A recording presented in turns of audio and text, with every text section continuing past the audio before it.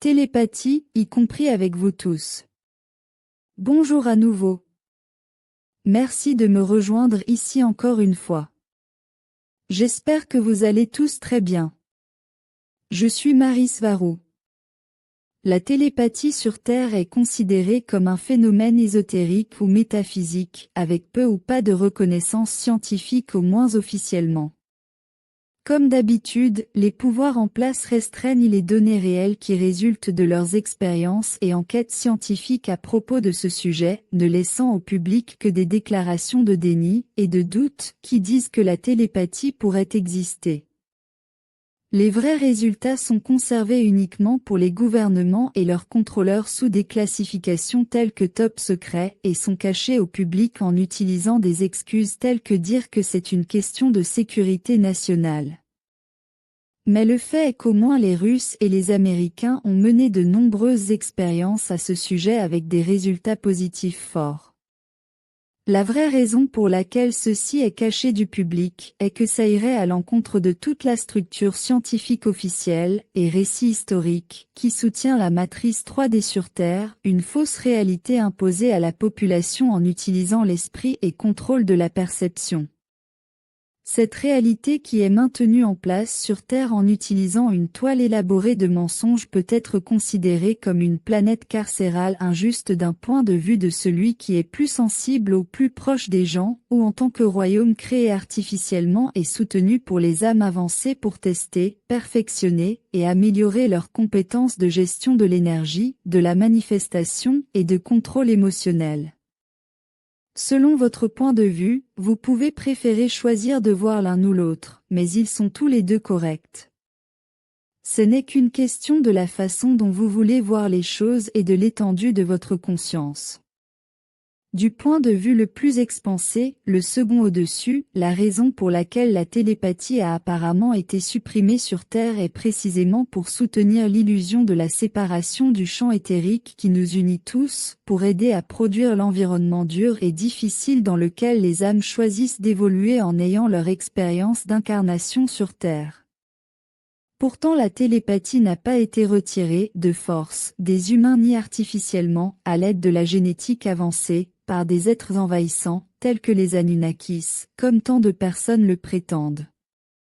La façon dont la télépathie a été supprimée de la population générale est identique à la façon dont le royaume terrestre 3D a été créé et maintenu, un contrôle mental soutenu sur la population pour manifester la réalité souhaitée, ce qui signifie que la télépathie humaine est là et a toujours été là, mais les humains ont été incités à penser qu'elle n'existe même pas.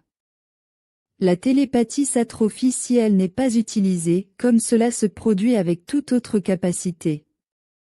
C'est une astuce mentale qui émane de la prise de conscience de quelles pensées sont les vôtres et lesquelles ne le sont pas. Par simple exposition et pratique, un enfant non humain qui grandit sur une autre planète la développera naturellement, tout comme n'importe quel enfant acquiert sa langue maternelle sur Terre. Le fait est que tout le monde possède la télépathie.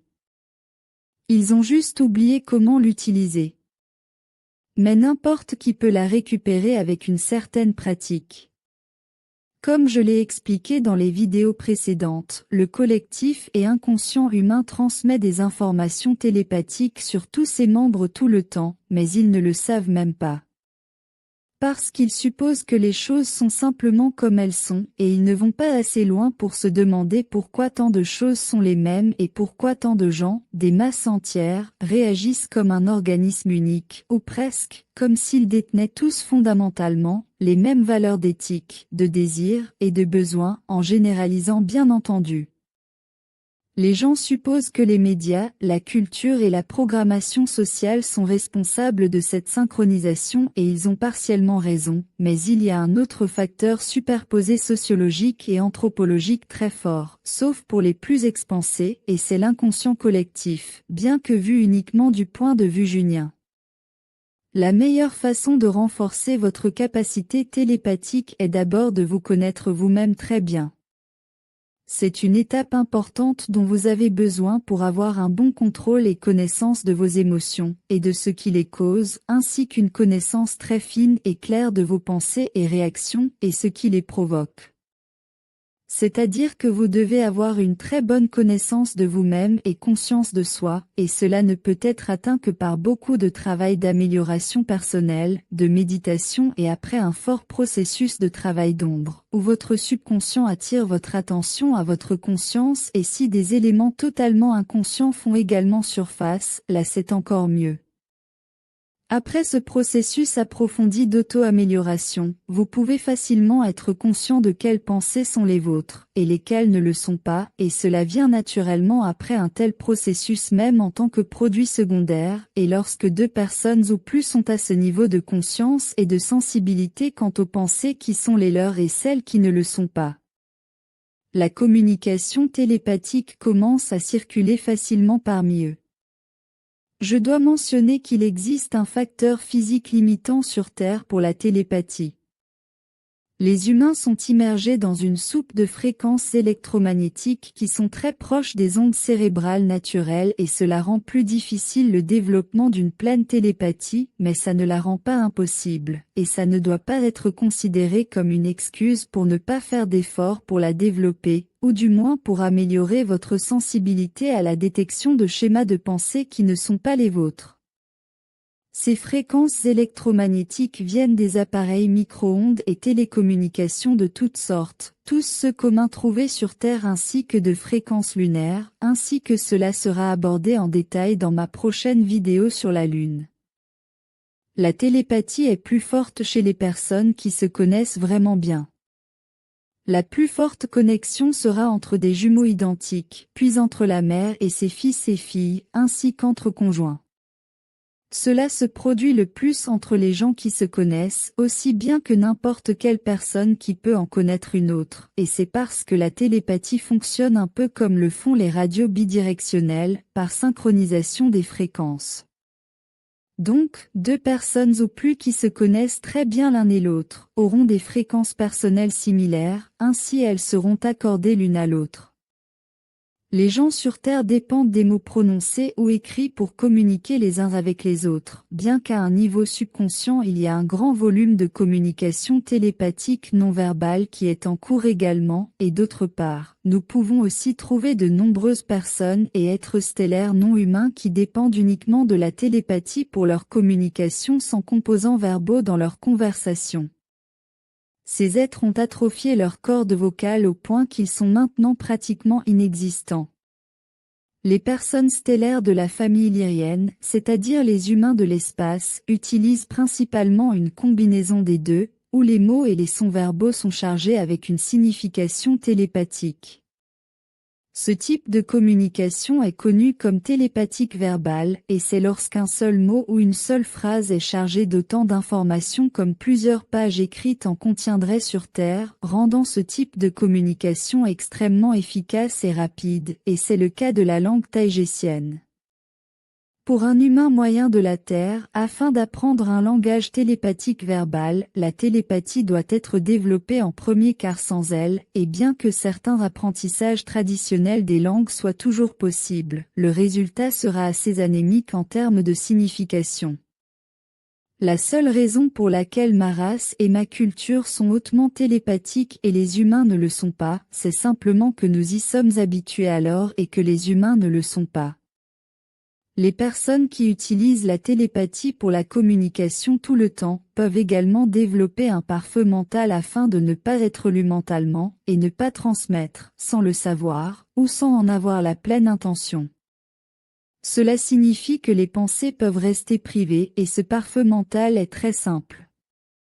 Nous devons juste garder l'intention claire de ne pas transmettre nos pensées, ou de ne pas les transmettre à une certaine personne ou groupe de personnes.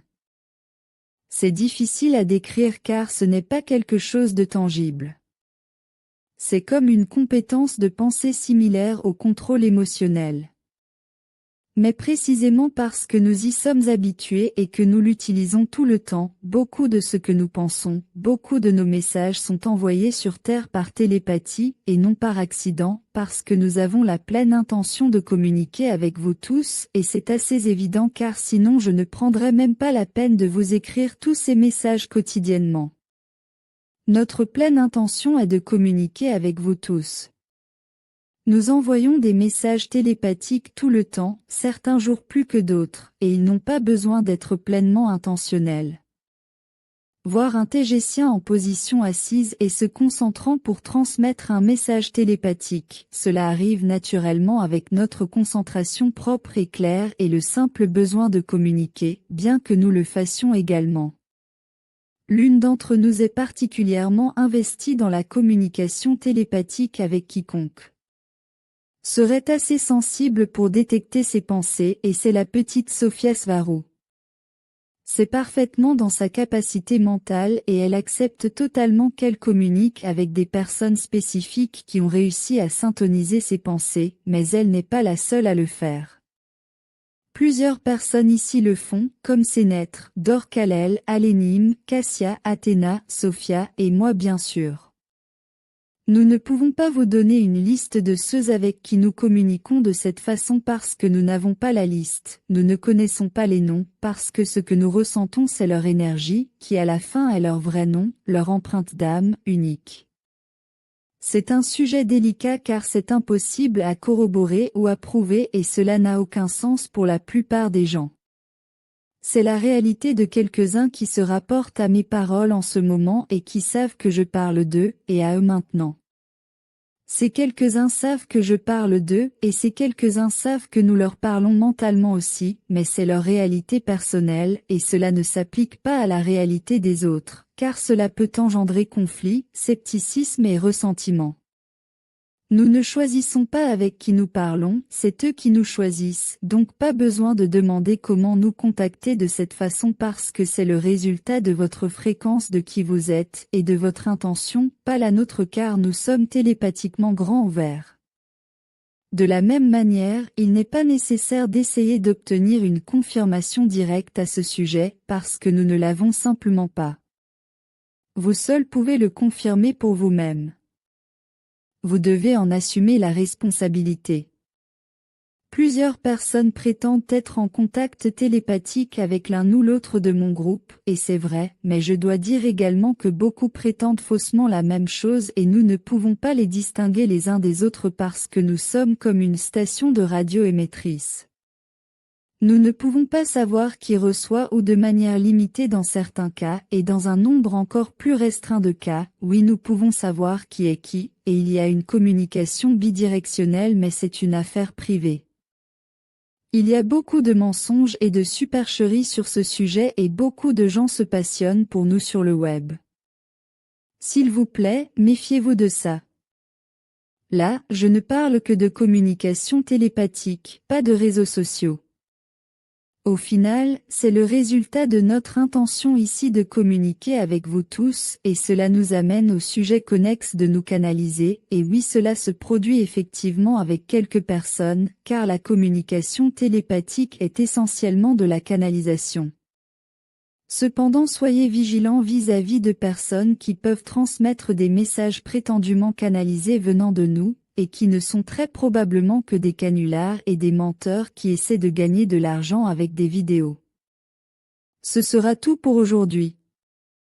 Merci d'avoir regardé ma vidéo et d'avoir liké et de vous être abonné. J'apprécie beaucoup. Et j'espère vous voir ici la prochaine fois. Portez-vous bien.